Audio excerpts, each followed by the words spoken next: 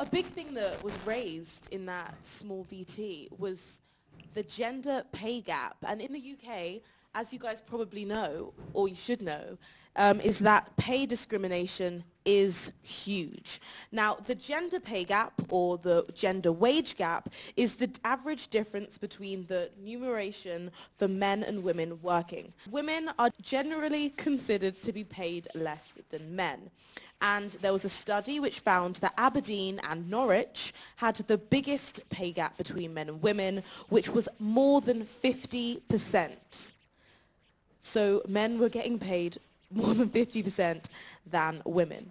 And differences in Cambridge were on average about 49%, Southampton 43%, and in Edinburgh and as close as Derby, 41%.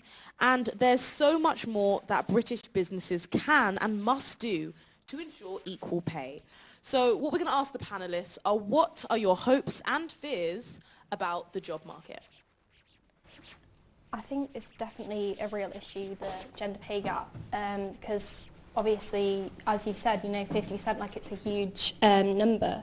So I think more needs to be done in terms of schemes to promote women in media. I was recently at a Women in Media conference, which was really important because, especially in terms of women getting pregnant and that kind of thing, it stops them from advancing into the executive positions. So I think we need to see, my hope is to see more people in executive positions. We've not seen enough of that, and I think it links to the wider discrimination in the workplace. I don't know if many of you know, but Nicola Thorpe has kind of led on that in terms of she tried to get a job, but she was told no because you're not wearing high heels and you're not wearing 5 shades of makeup, which I think is ridiculous in the workplace. Definitely need to see that taken off. Obviously it's come some way, but there's definitely a lot more that could be done. Don't know what you guys think about that. That's something I'm also kind of worried about, is that, like, women are put to a different standard to men when it comes to being in the workplace, especially with, as you said, makeup looking good. Like, it kind of follows through with what happens in the rest of our society and media in general.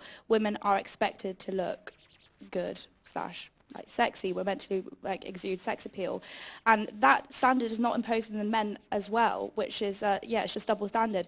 And the issue with me is that sometimes I don't want to put any effort into my appearance. Does that mean I'm going to get fired because I didn't want to cake on 2 pounds of makeup one day because I was ill, because I was not mentally up to it?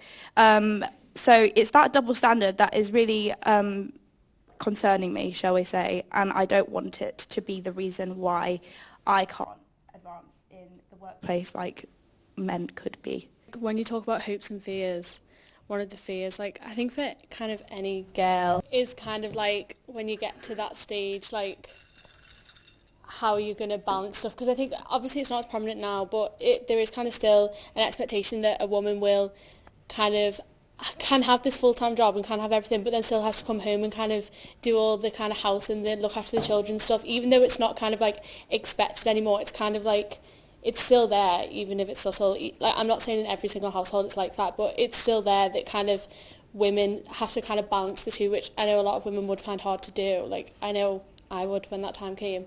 So like, I kind of think, and like what Lauren said about kind of women being disadvantaged because they could get pregnant at some point. Like, you've heard horror stories about industries not hiring someone because they're like, well, you could go off for a year at one point and just leave us, so why don't we have someone who can stay the whole time?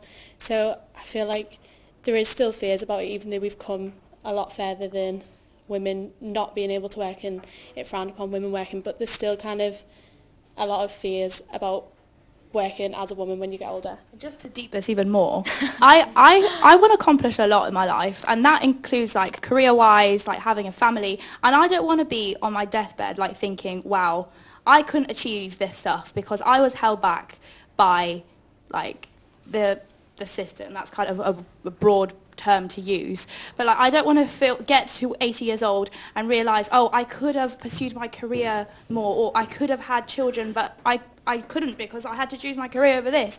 I don't want to be on my deathbed and realise I only half lived my life because society was like holding me back.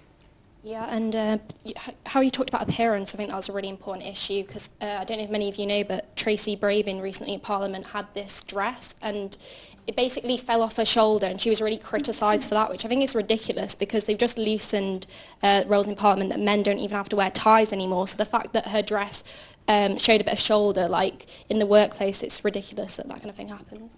That is due to objectification, and that is treating someone as a mere object of sexual desire, and it happens to women in the workplace. It happens when they're trying to focus and make money for their families, just for themselves, which doesn't necessarily happen in the same way with men.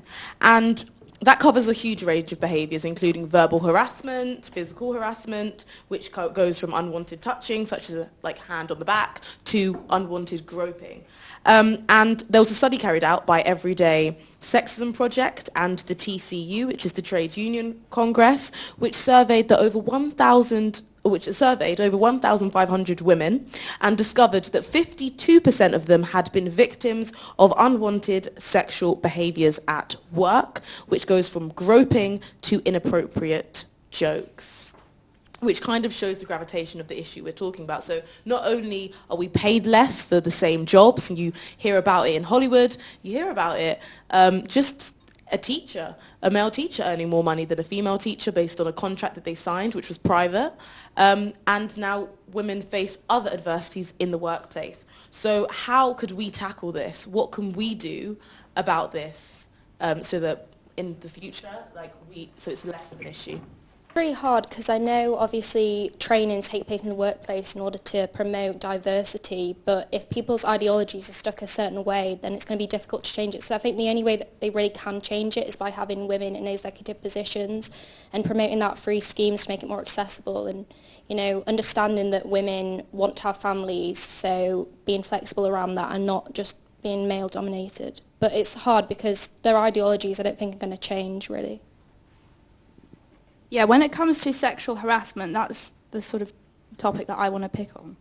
But the structure of the offices has changed in the last decade or so. I don't know if you guys have noticed, but nowadays offices are see-through. So the boss is going to sit in a see-through room, and the whole purpose of this basically is so that if he crosses the line, his employees might notice, and that kind of involves a bit more transparency in the business, which makes me feel a bit more comfortable because, God knows what was happening 30 years ago when they had a lot more chance to cross that line.